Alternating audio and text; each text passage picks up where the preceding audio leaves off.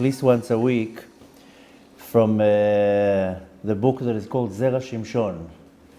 Very few people are acquainted with the book or the rabbi. The rabbi who wrote it is Rabbi Shimshon Nachmani. Unfortunately, the gems most people don't know.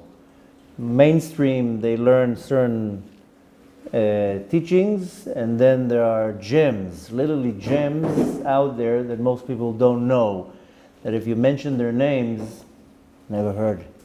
So the Zera Shimshon was a very famous rabbi. He's a Kabbalist that most of his life grew around the area of Italy. He was born in 1706 and died in 1779. So that's about 250 years ago. Died, if it's 1779, that's 240 years ago. And but lived in the time of the Ramchal. He was actually very close to the Ramchal, Rabbi Moshe Chaim Luzzatto. He was actually, the Zera Shimshon is the student of Rabbi David Pinchi, who was the father-in-law of the Ramchal. So that's the Rebbe of Rabbi Shimshon Chaim Nachmani. So he has a series of books called Zera Shimshon. A lot of them are on the Parasha, a lot of them are on the Megillot. Some of them are, that's one thing that I definitely want to teach and learn about Shir HaShirim and Pirkei Avot. So he has a lot of books. And he said one of the reasons why I want to teach it and also learn it is he gave a certain blessing when he died. He fell on Tisha B'Av, and a month later exactly he died. So he actually got wounded on Tisha B'Av. He was not a young man. He died when he was 73 years old. On Tisha B'Av, unfortunately, he fell. He became very ill, and a month later he died. And he apparently had a lot of money, and he requested that all the money will be divided through to poor people, and he requested that it should not be said. That usually people want to say on their tombstone or on the wall something. He says, don't have to tell anybody. But later on, his son, who compiled these books, revealed that he said that anyone that will learn his Torah is going to have two very special blessings. A, he's always going to be blessed with parnasa, with good livelihood. And the second is that his kids are going to be going on the path of Torah. And I think that is a greater blessing than parnasa. Because I see so many people that they have hardship just by seeing their kids not going in the path of Torah. And he guaranteed that a person that would learn his Torah, A, will have always bracha in parnasa, which is never bad. But most important, he will see his kids always going in the path of the Torah. And in the Lashon Kodesh, kids are called Zera. The translation of Zera is sperm.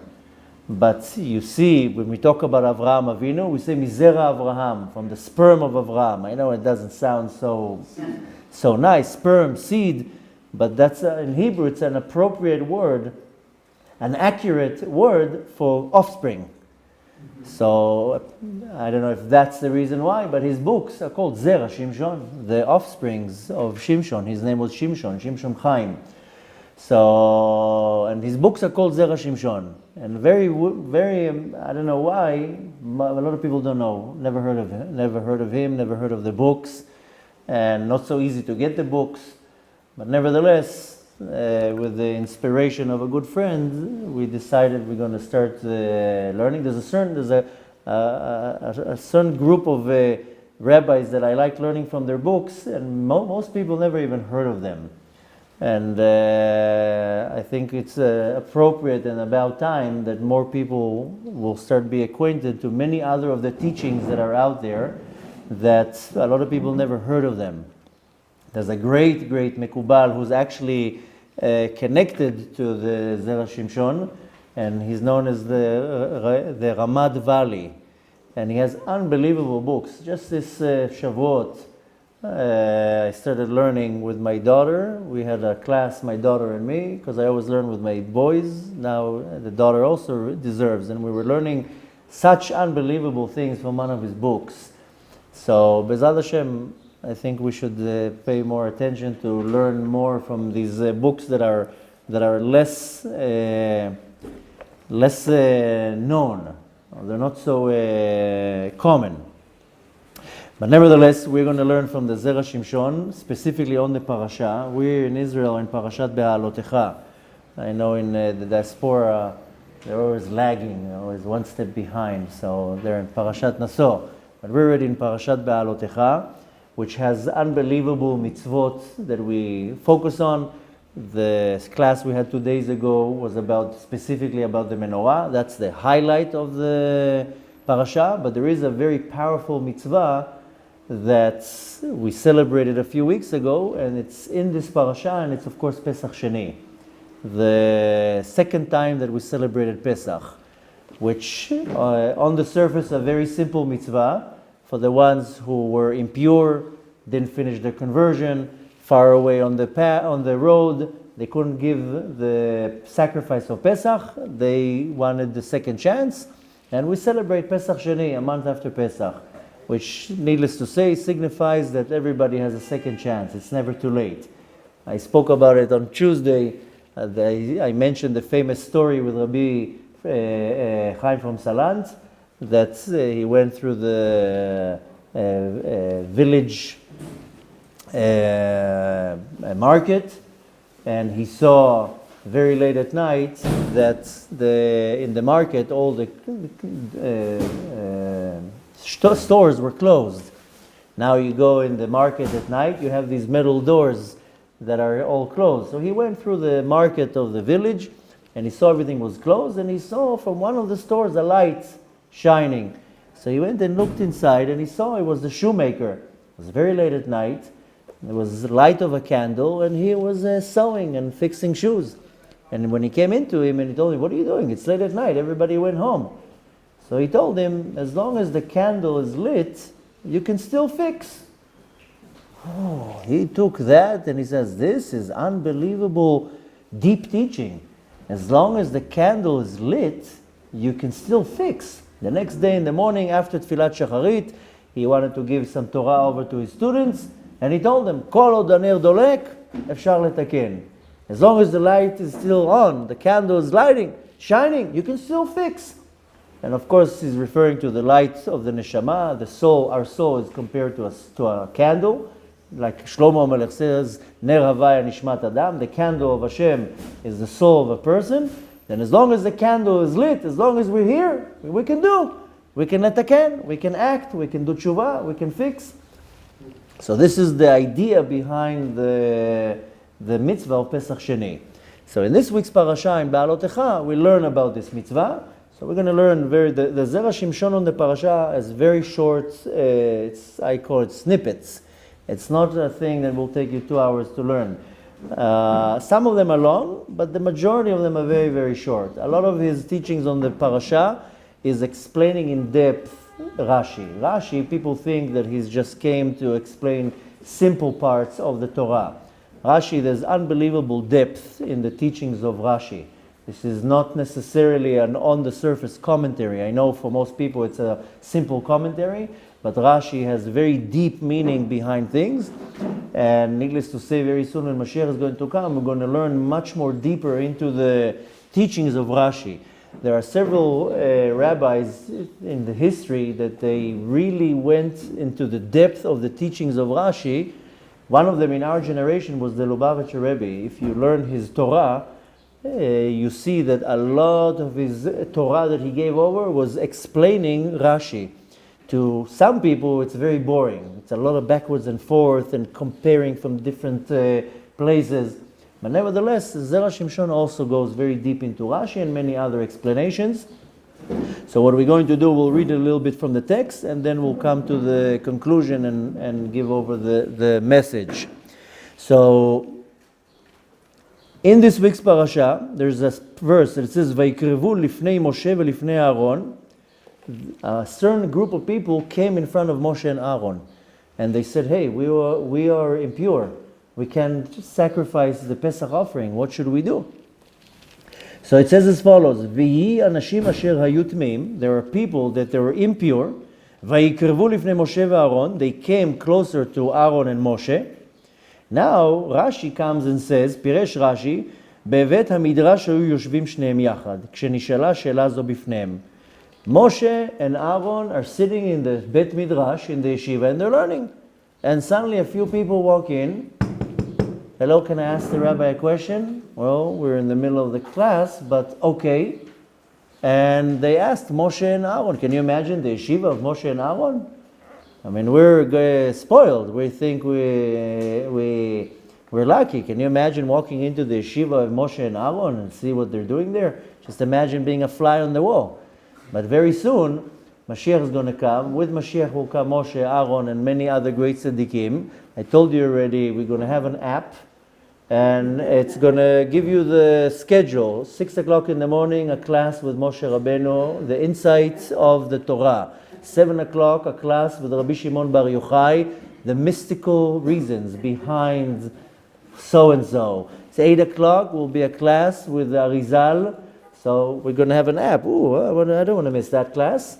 So then we're going to be able to sit in the yeshiva of Moshe and Aaron. But nevertheless, in this parasha, when it says that people approached and they wanted to ask a question, they came into the yeshiva of Moshe and Aaron as they're learning.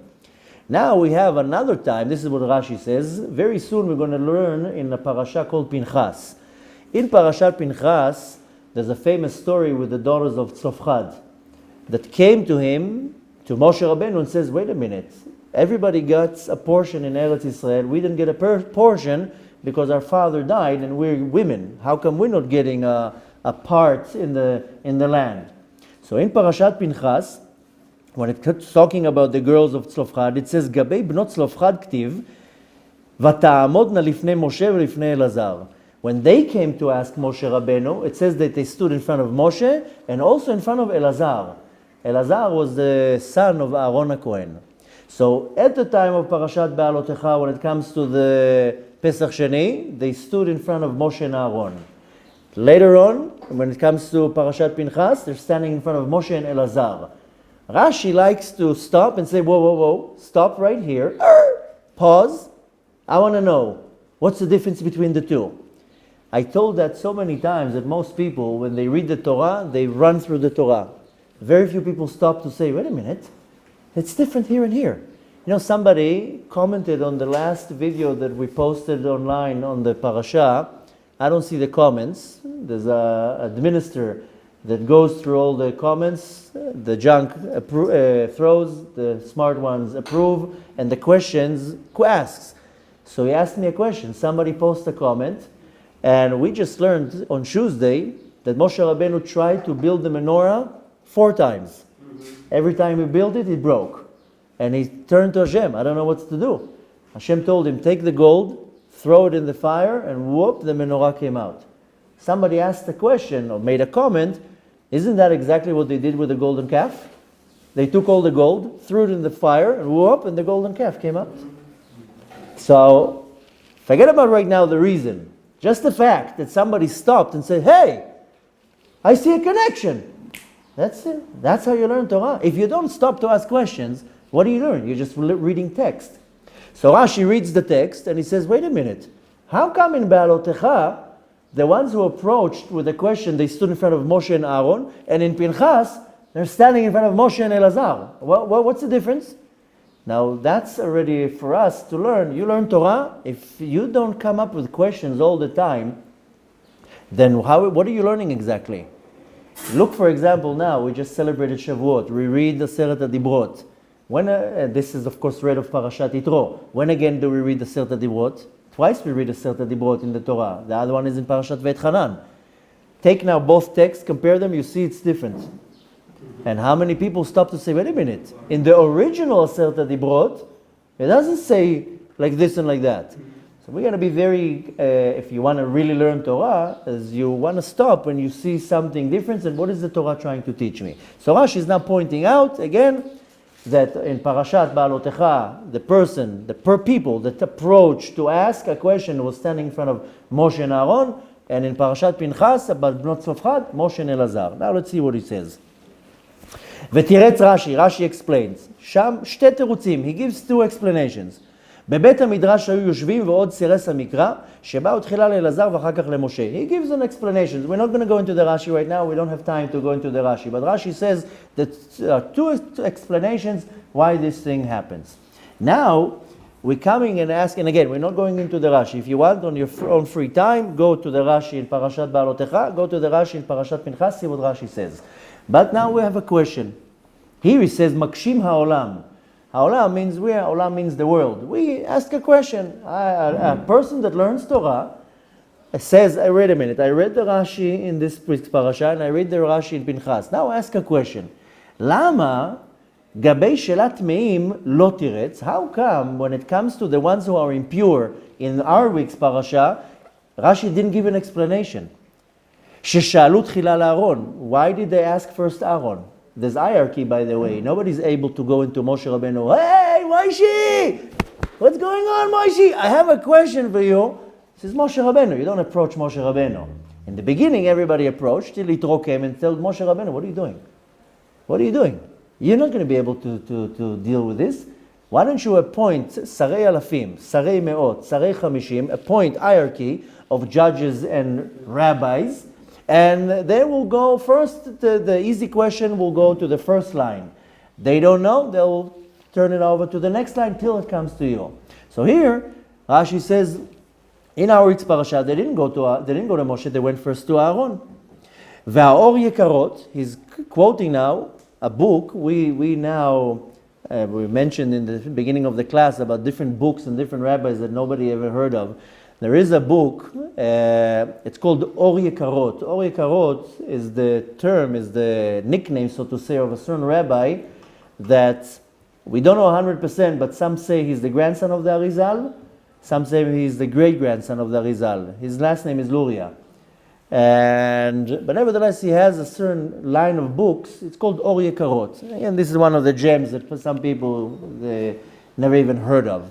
Nevertheless, so he quotes this book, והאור יקרות תירץ, אור יקרות explains, שאותם טמאים, who was these people that were not pure that came to Moshe and Aaron? Have you ever thought about that?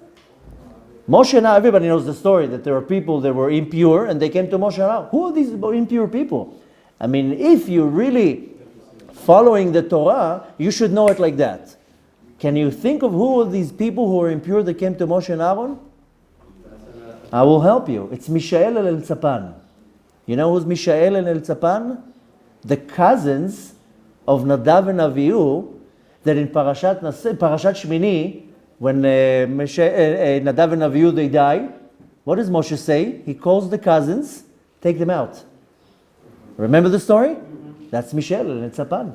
If you remember, Nadav and Avihu die in the middle of the Simcha. What are we doing? Now, the Kohanim, in the Mishkan. How are you going to touch now a dead body? So Moshe Rabbeinu calls two individuals, they are the cousins, Mishael and Tzapan, take them out. Now what's the result? They're impure. No, they can't give the offering of Pesach. Who are the two impure people that came to Moshe and Aaron? Mishael and Tzapan. Who revealed this to us? This rabbi that I told you, the Or Yekarot. Ve'el Tzapan haya nasi. If you remember, now we learned in Parashat Naso about the Nesiim of the families of Levi. So El-Tzapan was the Nasi. Nasi, the translation is a prince. But Nasi is like the head of the tribe or the committee.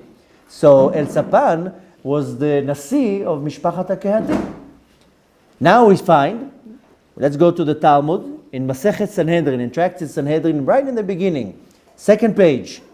אין דנין לא את השבט ולא את הנשיא, אלא על פי בית דין של 71. If they have to bring now a nasi again is the head of the tribe, they have to bring him to a din. He's called to a court case. The Talmud says you're not allowed to put him in front of a court case unless there's 71 judges there. He can only be judged in front of a Sanhedrin. Now you want to impeach a president. I mean, you can take now they're now in Israel. They want to take the prime minister to court. So there's rules. There's still a prime minister. There's still a president. So the Sanhedrin says, this is a Tractate Sanhedrin, you're not allowed to bring a Nasi of a Shevet. It has to be a Beit Din of 71 judges, a Sanhedrin. And because of that, En svara lomar sheba'u lifnei Aaron. From that, we understand that they didn't come to Aaron. They had to go to Moshe Rabbeinu. That's why, because El Tzapan was a Nasi. He was the head of the tribe, of the group of tribes, of the families. Aval bebnot Tzlafchad, the daughters of Tzlafchad, שהיו הדיוטות. They were simple citizens. אפשר שבאו קודם לפני אלעזר. So they came to Elazar. Vayen sham she'erich. So it says go there to the Sanhedrin, the Tractate Sanhedrin, you'll see.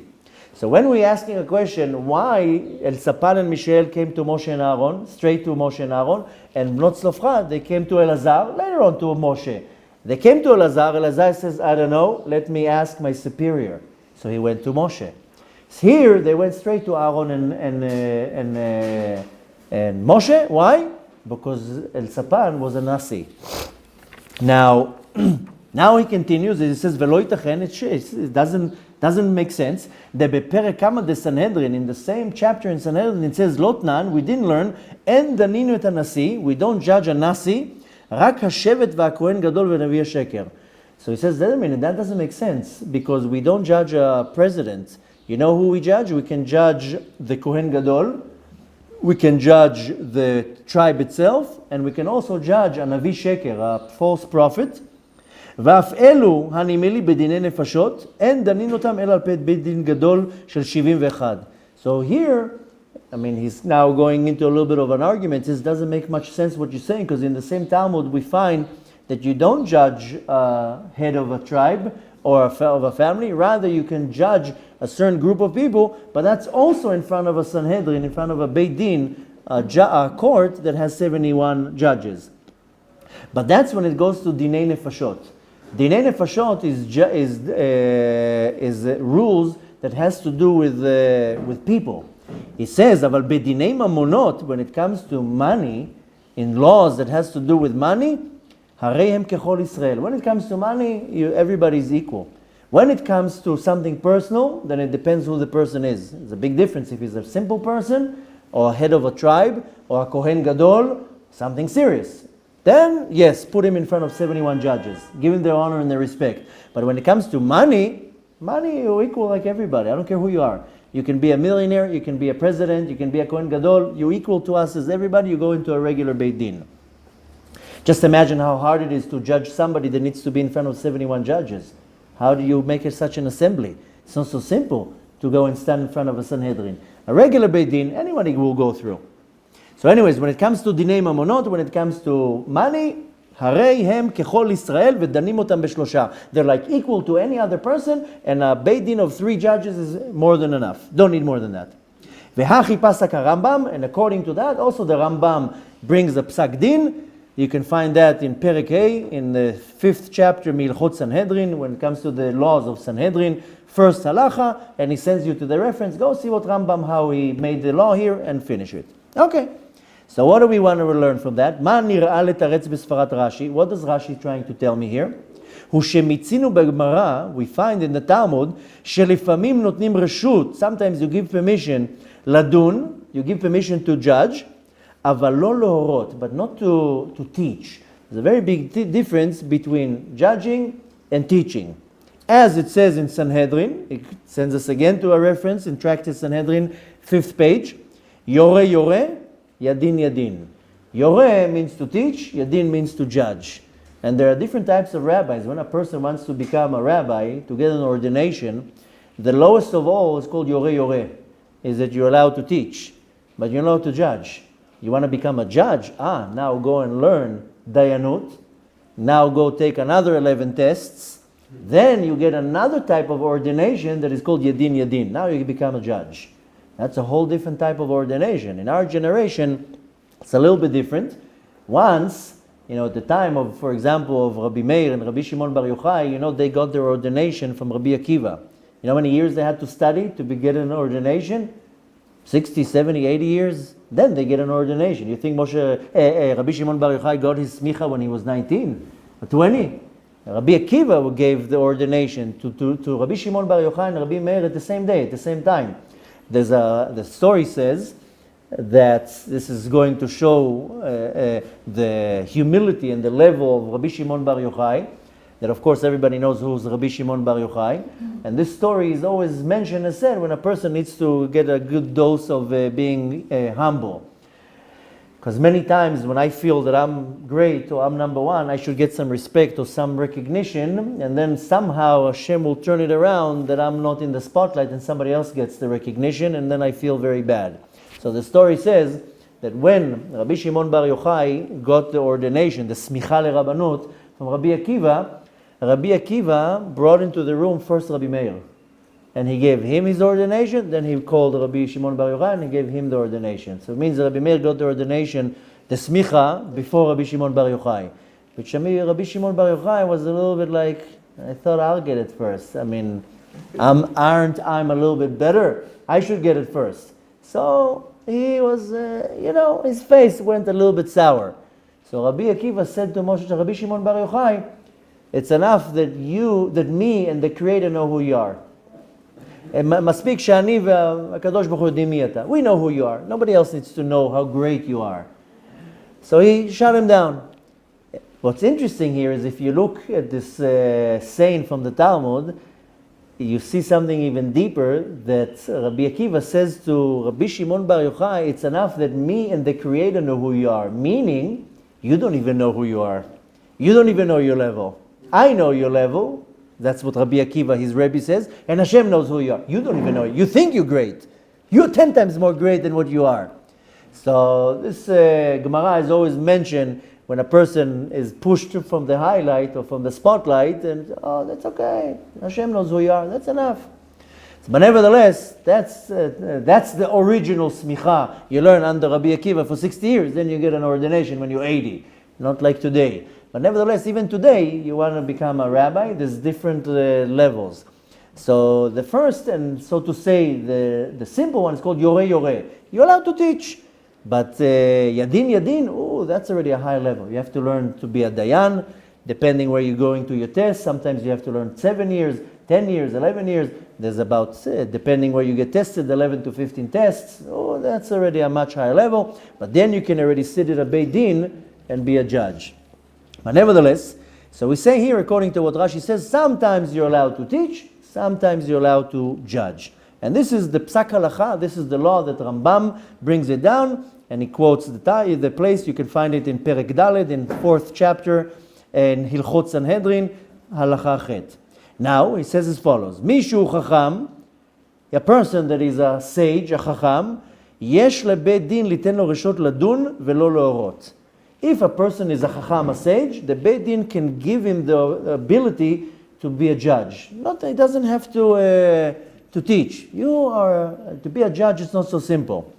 But not to teach, behisur ve'eter o le'efech. This is not a person that needs to teach right now. Give this to somebody young.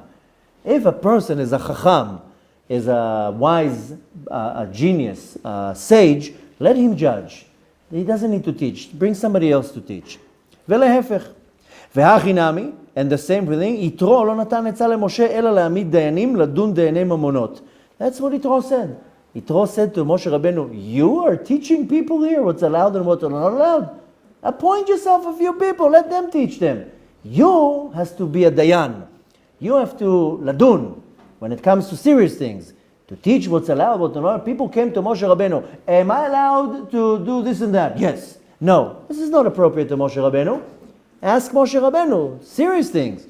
When I have a simple question, I don't call a rabbi. I open the book. Let's see what the book says. Sometimes I run into a dead end. I don't know the answer. I look around. I make my research. Then I will go to my rabbi and ask him a question. I'm going to bother him every 2 seconds with a question. That's inappropriate. That's not respectful that I go to my rabbi and tell him I'm allowed to do this and that. How many hours do I have to wait between meat and dairy? Go and open the book and learn it. Why do you go to the Dayan for that? So the same thing with Yitro. Yitro told Moshe Rabbeinu, what are you doing? You're dealing here with the basic things, with how he says is heter, beisur ve'eter. That appoint judges, appoint teachers, let them teach. You have to be a Dayan. וכן נראה, sorry, we skipped a line. יתרו לא נתן עצה למשה אלא להעמיד דיינים. Moshe got an advice from יתרו that he has to appoint teachers. לדון דיני ממונות ולא הוראות של אישור והיתר. And he told Moshe Rabbeinu, make hierarchy. When it comes to simple things, put simple people. Comes to דיני ממונות, when it comes to money, that's a little bit hard, then put דיינים, and so forth. ולא הוראות של איסור והיתר. Don't waste a brilliant mind to answer a simple question that anybody else can answer. Use that brilliant mind to be a judge, to be somebody big. וכן נראה מפשט הכתוב, and we see this from the pshat, from what the script says in book of שמות, היה אתה לעם והזהרת אתהם את החוקים ואת התורות. יתרו tells to Moshe Rabbeinu, you have to warn everybody what is allowed to, what is not allowed to, and so forth. ופרשו במחילתא, in Parashat Yitro, in the Midrash, it says את התורות האלו. What is the Torah that Moshe Rabbeinu has to teach? אלו ההוראות. These are the instructions. ואם כן, בדין הטמאים היה דין איסור והיתר. Now, when we want to conclude it, when these two individuals came to Moshe Rabbeinu, they had to ask a simple question. Am I allowed to? Am I not allowed to? They could have gone technically to anyone when you're thinking about it. It's not something so sophisticated. They only came to ask, am I allowed to give the Korban Pesach or not? Any rabbi can say, you can't. You're impure. Why did they go to Moshe? והיה להם ללך דווקא לפני Moshe? Why did they go to Moshe? You're going to go to anyone. ומשום הכי לא פירש רש"י, that's why Rashi didn't give an explanation in our week's parasha, why they went to Moshe Rabbeinu. Rashi didn't give an explanation. That's why it says, על זה סירס המקרא. So the Mikra doesn't say much. אומנם, but in Parashat Pinchas, when it's going to Bnot Tzlofchad, היה din mamonot, that had to do with money, because it was the inheriting part of the land. ויכולות ללך בשאר בתי דינים, and they could go to any בית דין. But nevertheless, אפשר שקודם הלכו לאלעזר, first they went to אלעזר, אלעזר says, you know what? I don't know. ואחר כך לפני משה. So they went to Moshe. So when it comes to Bnot Tzlofchad, we understand. When it comes to Mishael and Elzapan, now comes, of course, the question, how come they didn't go to a regular Beit Din? This is a regular question that can be answered. Why they have to go to Moshe? So let's now go a little bit through the details and we see why they went to Moshe Rabbeinu. Elzapan and Mishael, these were the two individuals that were impure that came to Moshe Rabbeinu. Elzapan and Mishael are the sons of Uziel. There are four brothers that we know of. One of them was Amram. He's the father of Moshe Rabbeinu. Then was Uziel. He's the father of Elzapan and Mishael. Then there's another brother called Yitzhar. And then there's another brother called Hebron. These are four brothers. And again, at least if you don't know about the others, at least Amram you should know. Amram is the father of Moshe Rabbeinu. Okay. From Amram came two great sages, Moshe and Aaron, right? Can't ignore that. From Uziel, who came? Then we just said, Mishael and Elzapan. Now, Techa will see who came from the others. But Mishael and Elzapan were the sons of Uziel. Now, Elzapan was the Nasi. We just learned that now in Parashat Naso. So for the people in the diaspora, that's already fresh in their mind. We just learned about the families of Bnei Levi. So one of the family was Mishpachat HaKahati. And Elzapan was the Nasi Bet Av of Mishpachat HaKahati. He became the leader, the head, the president, or what the Torah translates, prince. But he became the head of the Mishpachat HaKahati. And this just was read in Parashat Naso. Now, if you remember the story, Nadav and Avihu, they died. Do you know why they died? So there's a few explanations. Some say they brought an Esh Zara, a foreign fire. That's one explanation. There's another explanation that says by the Talmud that they taught a halacha in front of the rabbi. Horu ora lifnei rabam. They didn't wait for Moshe Rabbeinu to say what to say. Just imagine, Moshe Rabbeinu was there. Why you were taking initiative? You turn around to your Rebbe and you say, Rabbi, you tell us what to do. They decided to do something not according to the psak of Moshe Rabbeinu, and therefore they died. So there are all sorts of opinions. One opinion says, we went through that already. One opinion says they were drunk. One opinion says they weren't married. One opinion says they sacrificed the foreign fire. And one opinion says, no, they taught halakha in front of the Rebbe. Moshe Rabbeinu was there. That's inappropriate, therefore they died. Now, right when they die, this is in the middle of the whole big party, Moshe Rabbeinu calls Mishael and Tzapan and tells them, take them out. These are dead bodies. Now, once you touch a dead body, you become impure. They were looking there, Mishael and Tzapan, you want us to touch dead bodies? Moshe Rabbeinu says, yeah, I told you now, you take them out of the camp and bury them. Okay, Mishael and Tzapan, they don't ask questions. They take the bodies and they take them out. Now what happens is, now they're impure. So they come to Moshe Rabbeinu and they say, wait a minute, what do we do now? Before Pesach. This was done in Aleph B'Nisan. Pesach 2 weeks from now. What do we do? So they came to Moshe Rabbeinu. Now, let's jump a few weeks forward. Very soon we're going to be reading the parasha, one of my favorite ones, about a shmegeg called Korach. Korach comes and he's very, very upset and he says, what's going on here? What is this, protectia?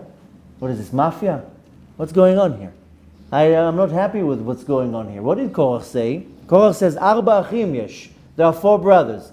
The elder one, the Bechor, the first one is Amram. Okay. So his sons, what did they get? Aaron got the Kehuna, the priestlyhood. Moshe Rabbeinu got the Malchut. He became the king. What should be next? Who's the next in line? If you go by the order of the brothers, number 1, the Bechor is Amram. Who's number 2? The father of Korach, Yitzhar. Then comes Hebron, and the last one is Uziel, the youngest. He's the father in Mishael and Elzapan. Korach says, why is Elzapan getting now to become the head of Mishpachat HaKehati? I should become the head of Mishpachat HaKehati because my father is second in line. So again, look at the hierarchy. Amram is number 1. Then comes Yitzhar. He's number 2. He's the father of Korach. Number 3 is Hebron. And number 4, the youngest, is Uziel. And the son of Uziel, Elzapan, he gets to be the head? No, I don't agree with that, Moshe. This is mafia. This is, something's going, I don't smell something good here. I should get it. That's what Korach says. And then starts the whole argument. So, what do we see here? And then of course, what was the end of Korach? We're not going to talk about it now. We're going to wait for a few weeks to learn. But what was the end? He started an argument, machloket, a disagreement, lashon hara, resentful, hate, jealousy, and what's the result? Ground opens, everything goes down. So we'll talk about that when Korach comes, how dangerous it is to even attach yourself to somebody who's a troublemaker. He was the troublemaker, but he was gathering with him 250 heads of Sanhedrot. Can you imagine what a politician he was? He was able to manipulate the situation that everybody went with him. I told you numerous times about the teachings of the Ismach Moshe Teitelbaum. Rabbi Moshe Teitelbaum is the founder of the dynasty of Satmar, Vishnitz. There's a huge Chassidut. The founder is called Rabbi Moshe Teitelbaum. He has a book called Ismach Moshe. He's known as the Ismach Moshe. Why? Because he says he was in such a high level of Kedusha, such a Ruach HaKodesh, that he said on himself that he knows all his reincarnations. And he says that he remembers being an incarnation. I told you the story many times, especially in Chanukah. He remembers being a sheep of Yaakov Aveeno. Yaakov Aveeno had 6 million sheep. And he had to give maaser. 600,000 sheep he had to give over maaser. If you remember, Yaakov said, if you take care of me, if you clothe me, if you feed me, aser asrenu lach. I will give you 10% of what I have. So he became a gazillionaire, Yaakov Aveeno. He had 6 million sheep. Can you imagine 6 million? Where do you put them? So he had to give maaser. How do you count the maaser? I told you, you have all the sheep in one place, and you make a little corridor, and then you have a whole place that is empty. And you start taking the sheep through this little corridor. Only one can go at a time. And they start pushing them in, counting. 1, 2, 3, 4, 5, 6, 7, 8, 9. Number 10 goes in. They used to take a little bit of paint and tap on the back, and then the sheep has a little bit of paint. And they know that's the maaser. The Ismach Moshe says, I remember being the maaser of Yaakov Aveeno. I remember Yaakov Aveeno patching me on my back. But nevertheless, he says, I remember being at the time of the machloket between Moshe and Korach. Ooh. So all his students told him, so whose side did you take? And he says, the Yetzer Hara was so strong, everybody went to Korach. Everybody went against Moshe Rabbeinu. So they told him, so who did you take? He's like, I was neutral. I didn't take anybody's side. But just that you know how powerful was the Yetzer Hara, everybody went with Korach. Can you imagine everybody going against Moshe Rabbeinu? So Korach was so powerful, such a manipulative, such a politician, he was able to turn everybody against Moshe Rabbeinu. And what was the result? That everybody that was attached to Korach, one way or another, the ground swallowed them too. So we'll learn already, Be'ezrat Hashem. Hopefully Mashiach will come before the Parashat of Korach, so we don't have to learn that. But if Chas v'Shalom, Mashiach decides to stall a few more weeks, we're going to learn the severity of just attaching yourself to a person that is as evil as Korach. And unfortunately, the main theme of Korach was Lashon Hara. The one who says Lashon Hara is very severe. We spoke about that already. A person who speaks Lashon Hara is worse than idol worship, forbidden relations, and bloodshed all together. The three main sins that up until now we're trying to correct from Adam HaRishon, the sins that destroyed Bet HaMikdash, the first Bet HaMikdash, a person who speaks Lashon Hara is worse than doing all three sins at the same time. The Zohar says, En lo chelek l'olam haba. You lost your olam haba. Now, that's the one who speaks it. The one who listens and believes is worse. Can you imagine? Somebody comes and tells you some juicy information and you're like, really? That's it. You're worse than the person who actually said that. So we're going to learn the severity of Lashon Hara and slandering and all that. It's just accepting it. You don't have to accept it. Say, I don't want to hear. I don't want to hear what you have to say. The thing is that usually it's juicy and you want to hear, but the severity is when you believe that. Just the other day, somebody called me and he told me, I heard somebody told me about you this and that. Is this correct? I said, total lie. 100% lie. Nothing, there's not even a percent of truth here. He says, thank you. That's what I need to know. Hung up the phone. I said, you know what? I congratulate you. You're a very smart person. Because 99.9 people, they hear the Lashon Hara and they believe it.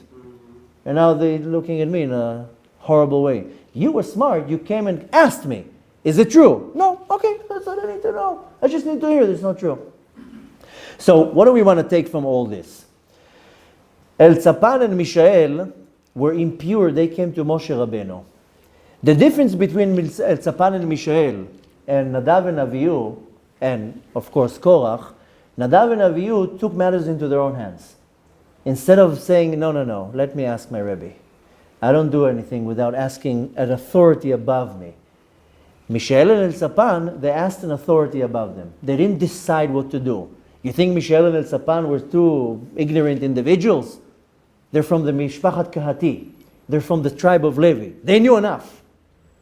Elzapan became the Nasi of Mishpachat Elzapan. Don't you think he knows what you're allowed to do and what you're not allowed to do? Don't you think they know they're not allowed to sacrifice a Korban Pesach when you are impure? They ask Moshe Rabbeinu. Let me ask my Rebbe. I'm not doing something on my decision. Nadav and Avihu, not to speak Lashon Hara about them, I'm just quoting the text. They didn't ask Moshe Rabbeinu. They took matters into their own hands. I know what to do. This comes from a little bit of too much geava. I know what to do. Not too long ago, somebody asked me a question, and I told him, you know what? I don't know the answer. Let me ask my rabbi. And later on, he told me, I just gained all my respect to you. And I was like, why?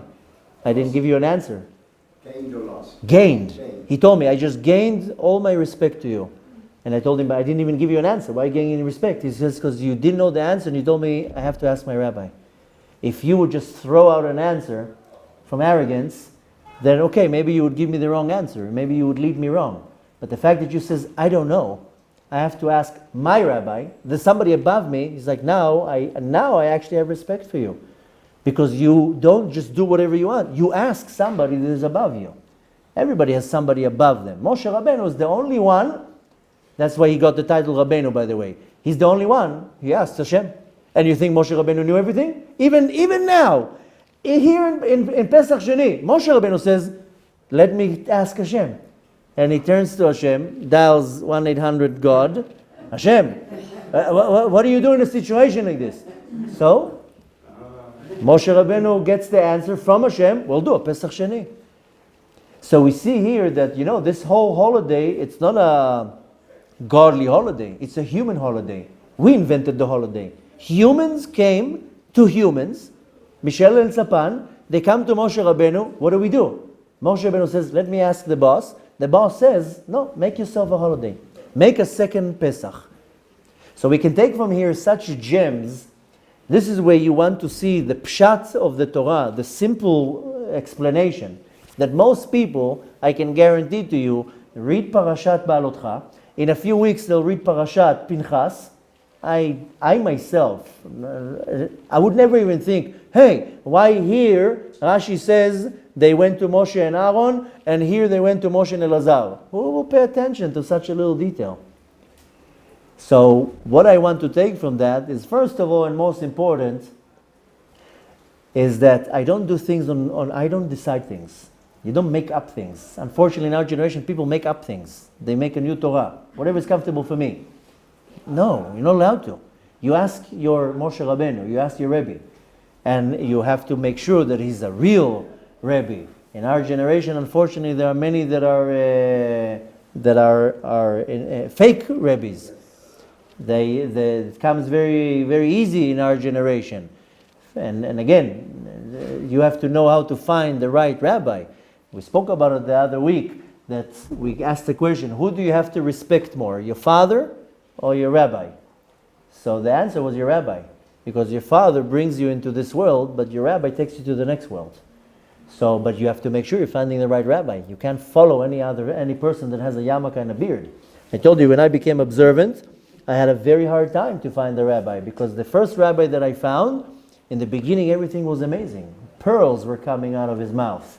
The wisdom was unbelievable. The knowledge in the Torah, everything was wow. And then I heard him lie. Ooh, I was like, what? He just shattered this image of this perfect rabbi. How could you lie? Of course, I didn't come up to him. In my mind, I was like, so suddenly all the respect and all the awe was lost. And then another rabbi that I was mesmerized by, I stand here, he's talking Lashon Hara all day long. It didn't work out. So after, it took me, I'm talking about maybe a time of maybe 3 or 4 years. I couldn't find a rabbi. Every rabbi I would go, I would like, wow. And then I would see this guy's lying. This guy cares about his fame and about his honor and his respect. This guy slanders everybody around him. What's going on here? And I was at a loss. I couldn't find anybody that I could take from. Because I was like, I can't take from a rabbi that knows the Torah inside out, but then he lies or slanders or I don't know what. So what if he knows the Torah? I know people that are not even Jewish. They know the Torah better than me.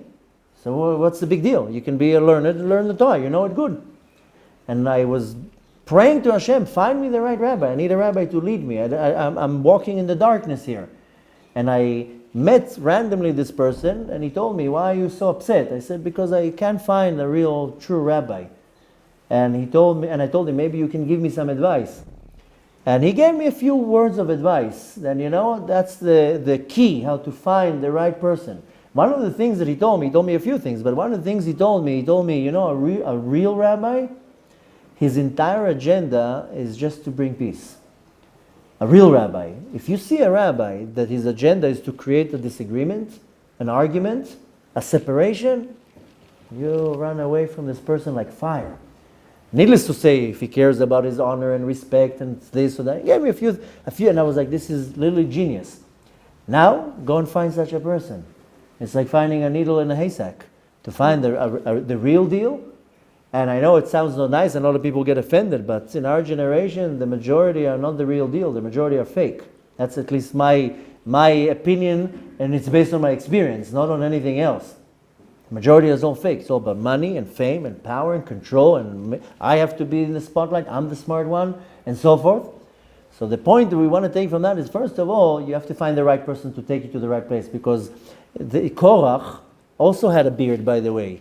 And Korach had a big black yarmulke, and I can guarantee to you he had nice peot, and he knew the Torah inside out. Korach was a sage, a Talmid Chacham. Forget about that he was a millionaire, a billionaire. He was probably one of the most richest people in the generation. Up until today in Israel, this is a saying. You want to compare somebody rich, you say Ashir Kakorach. He was politically, I don't want to make funny comments, but politically he was very, very powerful. But nevertheless, a snake going against Moshe Rabbeinu to a point that he was so powerful he was able to convince everybody to go against Moshe Rabbeinu. That's how powerful Korach was. And I guarantee to you, Korach had a nice beard and a nice yarmulke, maybe not a black suit, but nevertheless, he looked like a great rabbi. So in our generation, there are many Korachs that you have to be very careful. What's the agenda here? What's the agenda behind this campaign? And many rabbis, they will come with a campaign and they look totally legit. But you have to read between the lines. What's the agenda of this campaign? Why is this rabbi going against this guy? Why is this rabbi going against that guy? Nevertheless, what you want to take from that is, first of all, you have to find yourself a real rabbi. As the Mishnah says, a selech harav, you can't decide on yourself.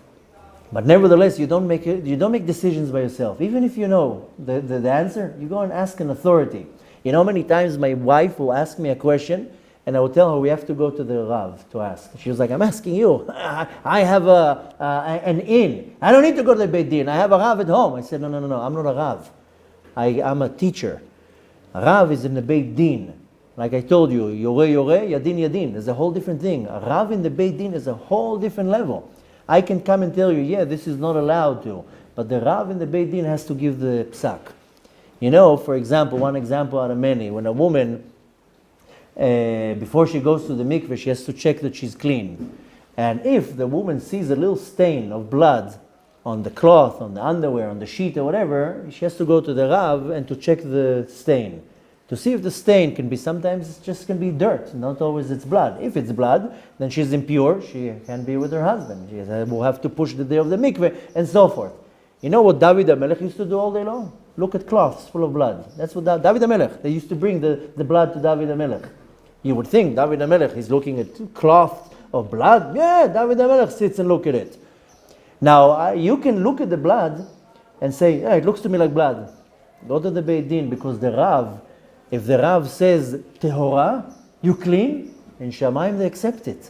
If I say it, I'm a nothing. So what if I look at it? I don't know anything. You know how many times you go to the Rav, you're looking, you're taking to the, I don't know if you ever did that, you go to the Rav, will go to the window, not on the light, and looks at it. I remember once I went to a Rav with a cloth, and his successor, so to say, was sitting next to him and looking.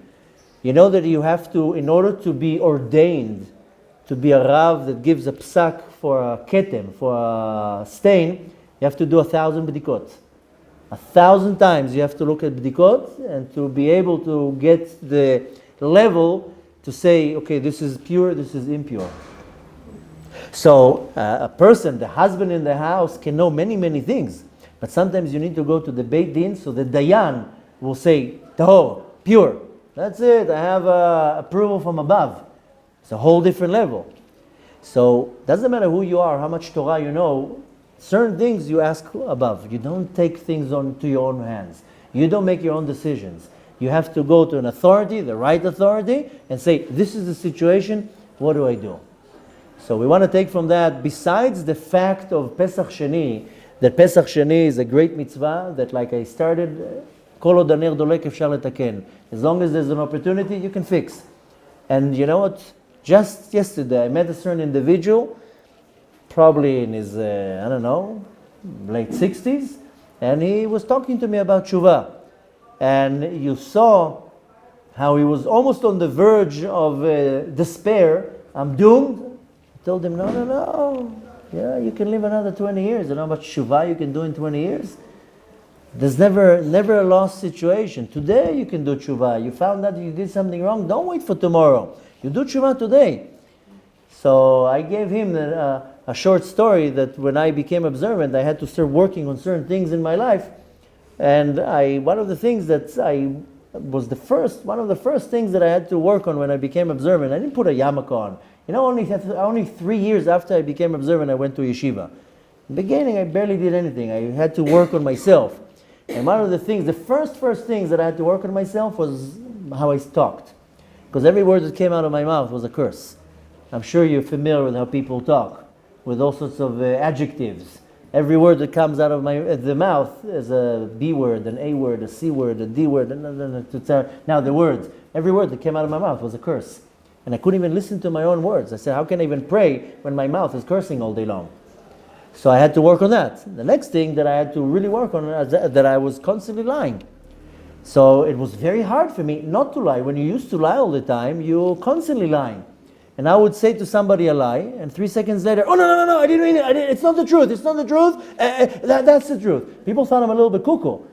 And sometimes it's embarrassing because you say something and now how am I going to get out of this? Because I already lied to the person. Now I'm going to look like a fool coming and telling I'm sorry, I lied to you.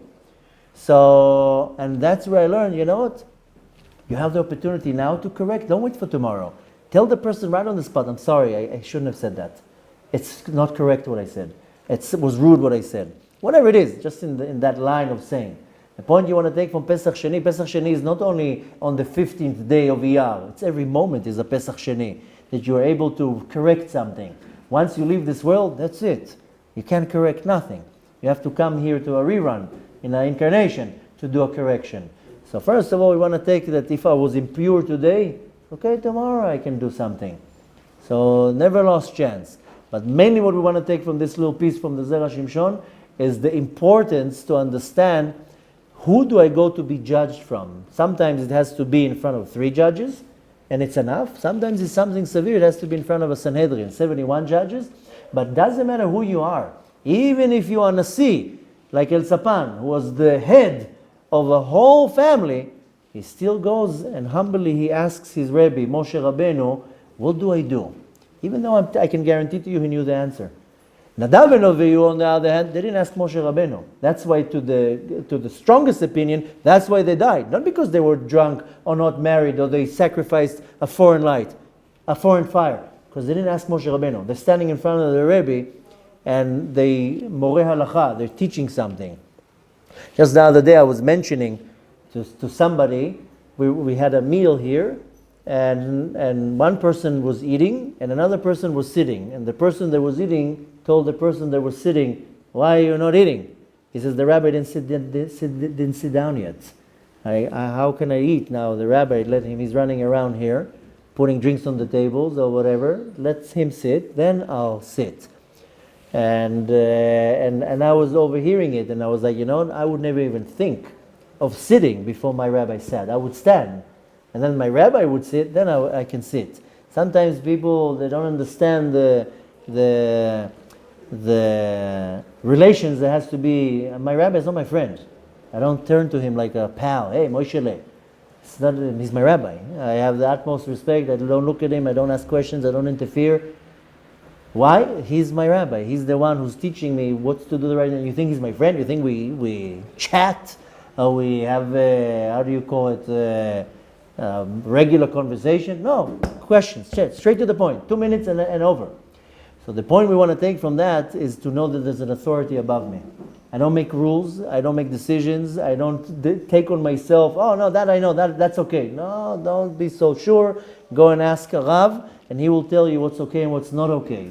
And needless to say, you have to find the right person. And that's the difference between Nadav and Avihu and El Sapan and Mishael. El Sapan and Mishael, as great as they were, let me ask my Rav. Whatever he tells me, that I do. And the reason why it's so important, not because I want to give the right respect to my Rav, is to humble myself, that I know that I'm not the authority. I don't care who you are and how long your beard is. I'm not the authority. There's somebody above me. And as long as I know that there's somebody above me, then by default I'm always humble, because I know I am not the one who's calling the shots here. I am not the one who's running the show here. There's somebody above me, and if I live in the shadow of the somebody above me and I'm humble, then I'm constantly going to be in a level of Yirat Shamayim and Midat Anava, and I'm humble. I don't look at other people that I'm greater than everybody. And you see that our greatest leaders were always humble. Moshe Rabbeinu, David HaMelech, Yosef Atzad, they were humble. There was always somebody above me. B'ezrat Hashem, we should have the desire and the will, the ability to understand that as great as we are, as even that we think that we are great, we're not great, but there's always somebody above me. There's always somebody that is smarter than me, that is more right than me, and that's someone that I need to not only give the respect, it's not about the respect, it's about how much I get from that person. I have to find the right person that gives me the right answers, and even if I know the answers, I also know to open the book and read the halakha. But you have to go to the authority to tell you that you're allowed to do, that you're not allowed to do. Like I told you with the story with my wife, how many times she tells me, I don't need to go to the Rav, I have you. That's why asking you. I'm not the one who gives the answer. I can give you the recommendation, but to give you the psak, the law, the din, go to the Beit Din. You have to go to the Beit Din. And you know what? Even the one in the Beit Din has somebody above him and somebody above him. Everybody has somebody above them.